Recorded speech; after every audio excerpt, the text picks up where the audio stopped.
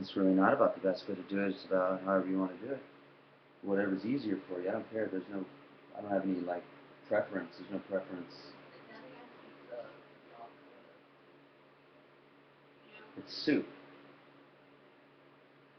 Well, I'm just saying, like, it's not like so many times you cook it that I have to worry about. You know what I mean? Uh,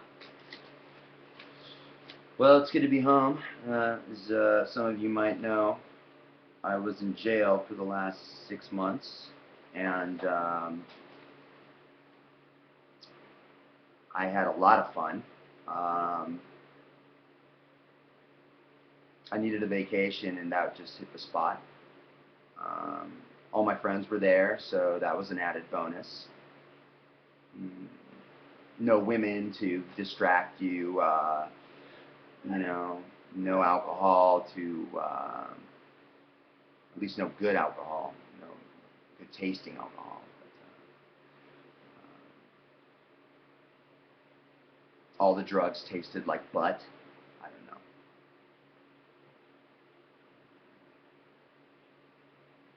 But I did write a really good short story, and I've brought it to share it with y'all. And I wanted to dedicate it to my hero, um, Colen Beard, who is uh,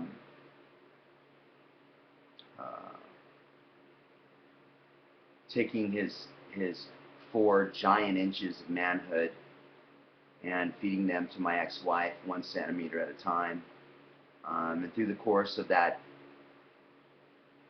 what must be a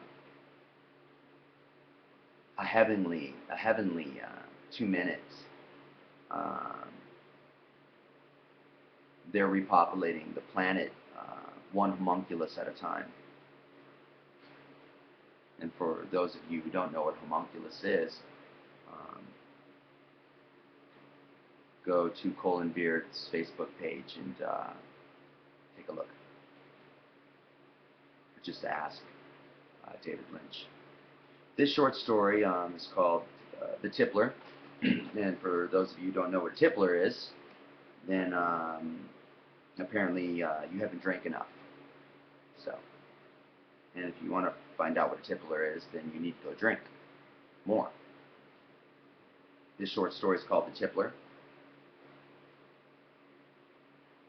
And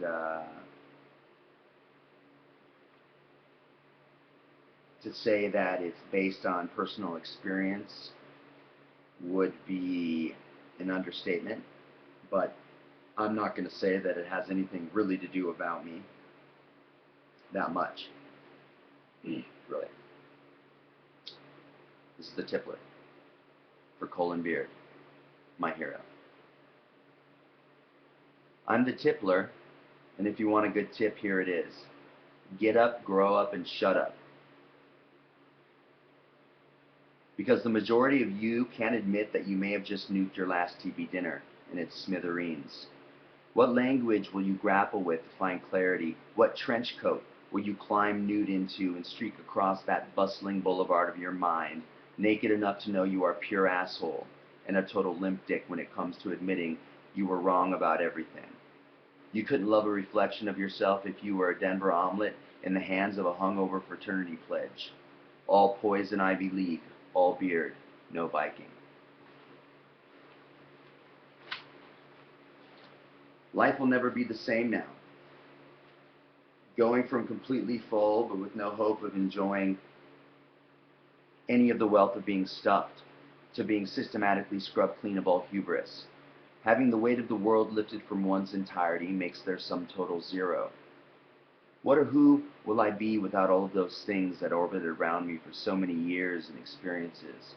A newborn child, this time without childish parents, ill-prepared to teach or protect that which scares them the most, the result of their passion, the reflection of themselves, the end of their immortality and the beginning of a life that requires sacrifice, integrity, and selfless focus on something other than themselves. Sadly, all of these realizations have come too late. Now I'm just a Tippler, A revolting recluse, brown with fangs and poised to rot the very flesh from your lazy porch-rattled form. You think you're safe up there on your swing, swaying about the August afternoon like a tetherball from a pole on a breezy day?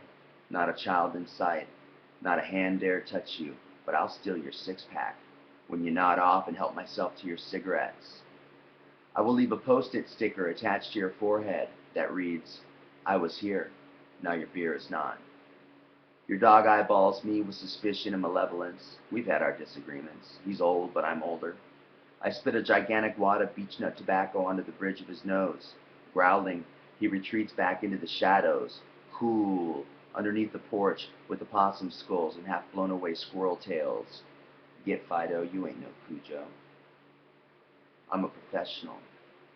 The beer is so cold. Fuck it. I take the bucket of cold ice, too. I might want to put my feet in it later while debating if I should write a short story or pull out my 410 shotgun and murder me some crows. Red Label Budweiser should sponsor me.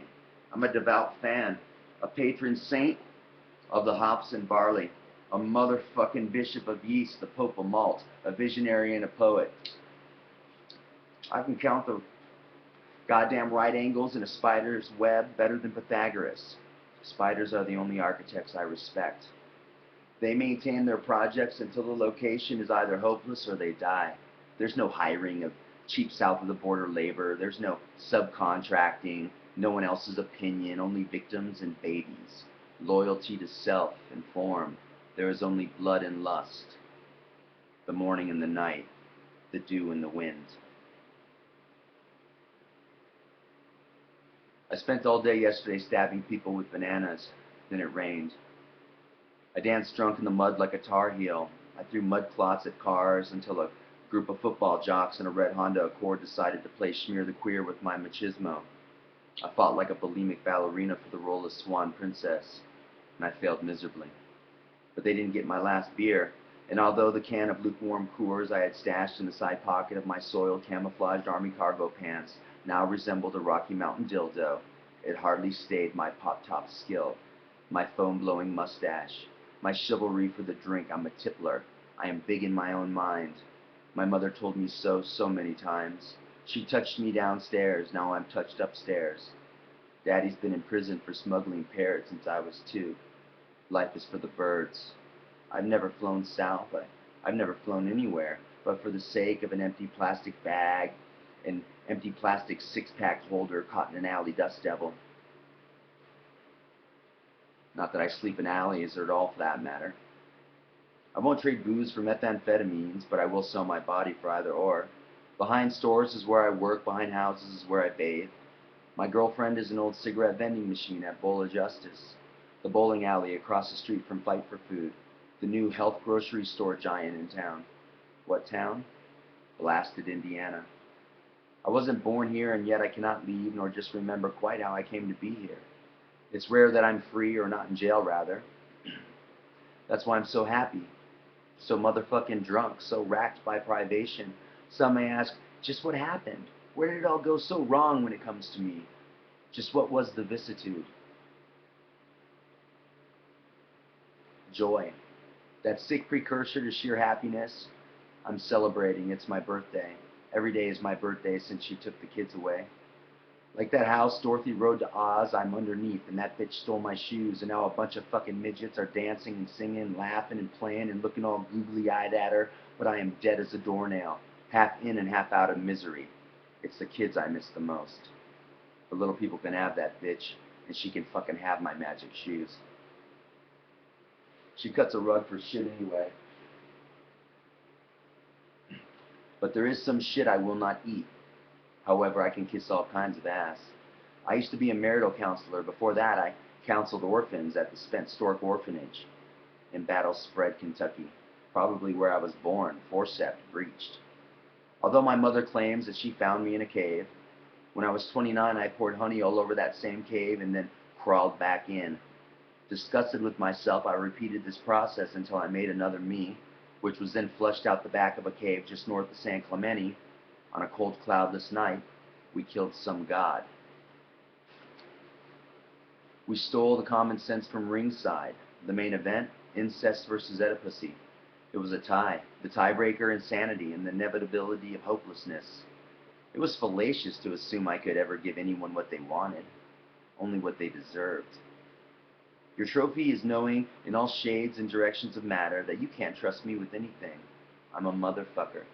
And yes, I stole your bourbon and replaced it with hot water and maple syrup. Blame Canada. When I wear my hockey mask, I use a straw to top sink your Black Russian. I multiply all dividends to 86, and then I nipple tweak your bouncer and mouth fuck your new hostess. I, sir, am an industrial-sized ass wagon, selling snake oil door to door at a trailer park near you.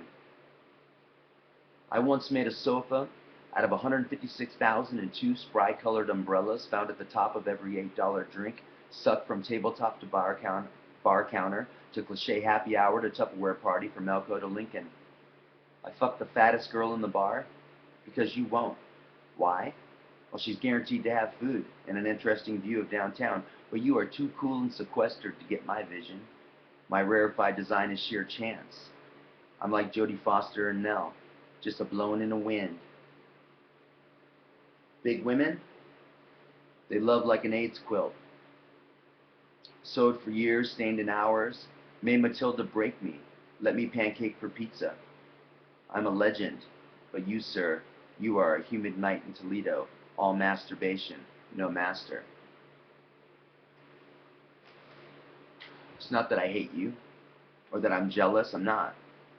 I have found spirit in both vine and grain, corn and potato, rice and grape. Know I had the right idea. Sail the world on an unplanned spontaneous vacation, get in touch with the family, fuck it, bring the zoo. And when we hit land, I will grow then squash grapes until my feet are stained burgundy. And don't think I don't have other heroes. Grandma Busted Berry on Main and Avocado likes to make Cadillac margaritas from 1 in the afternoon till 3. She sits on her back patio teaching her cockatiel Herbie how to say, "I'm a shitbird." I typically find her with a cool menthol still smoldering like a February campfire in her hand, glass barely touched, perspiring like a Negro coal miner in the bowels of West Virginia, working double time on shale and hell. Brain freeze. Stumbling out of Busted Berry's backyard, having thoroughly washed my junk off in her bird bath, center yard, pants about my ankles, I have an epiphany, and it's nuts. These nuts. Standing mid-sidewalk, squeezing my balls like a handful of jello, I am drunk enough to giggle, but not cropped enough to eunuch, although I'm an excellent singer. I have the sudden urge to drag my ass across the lawn like a cocker spaniel with a hemorrhoid. There's no love in the world. There's no children playing outside on their slip and slides, riding their green machines, chasing down the ice cream man's goofy cube van for a big stick while bombarding him soon after with water balloons. The American suburb is dead.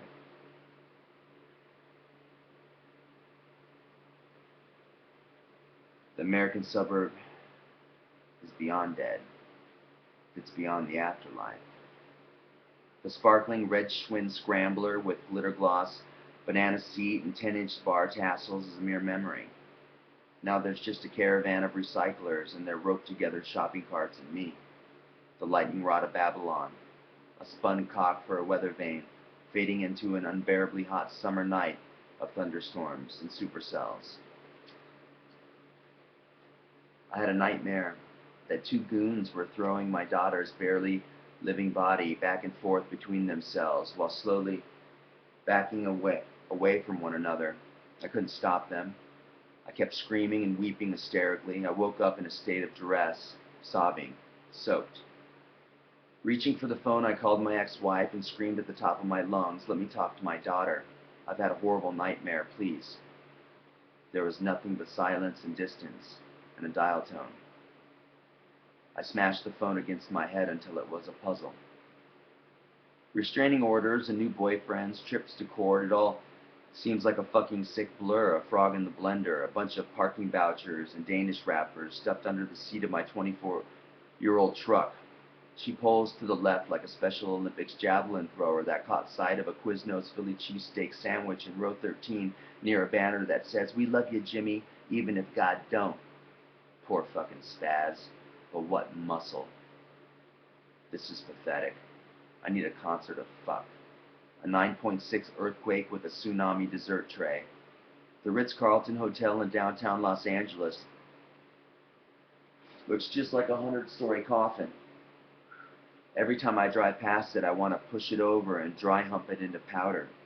I want justice. I want to take my sons fishing. I want to tell them that I'm okay, that everything is going to be alright. But there ain't shit right about this sunset. It's all pomegranates and beets, pink urine in streets, 1,000 angry moths smashing their brittle little bodies against an artificial light that they've come to believe is the sun.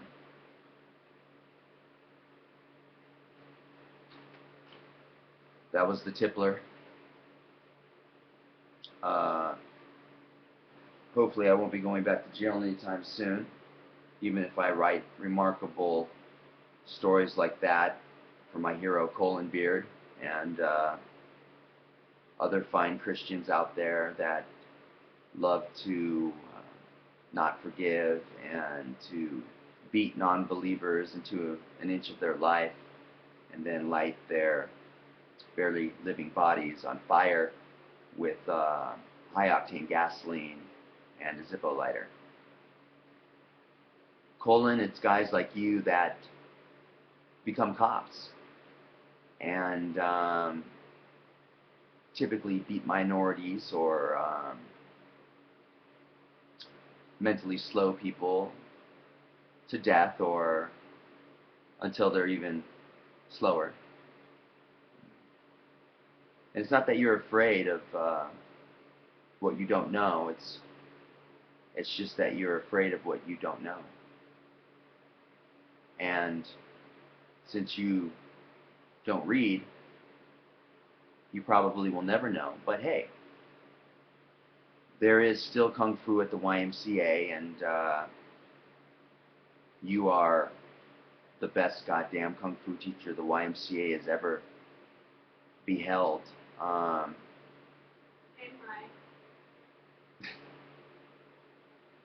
Your G.I. Joe Kung Fu grip and 4-inch penis is probably all my ex-wife thinks about during the course of her day, between planning Tupperware parties and birthday parties, or just roasting weenies at the park with the other Latinos when they're not beating their wash on rocks by the side of a river. Love you, Colen. You are, to me, what lemonades is to AIDS. You are a jackass of a fine man who, in all of his inability to understand feelings and the truth, has decided to rely on lies and the make-believe, and basically sell that to children as hope and the future.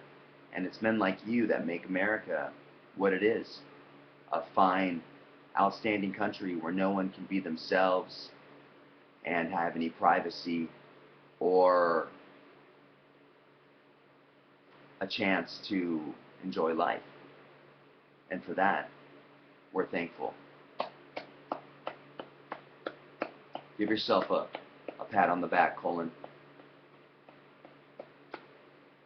because I love you. And I got more for you coming up a little later.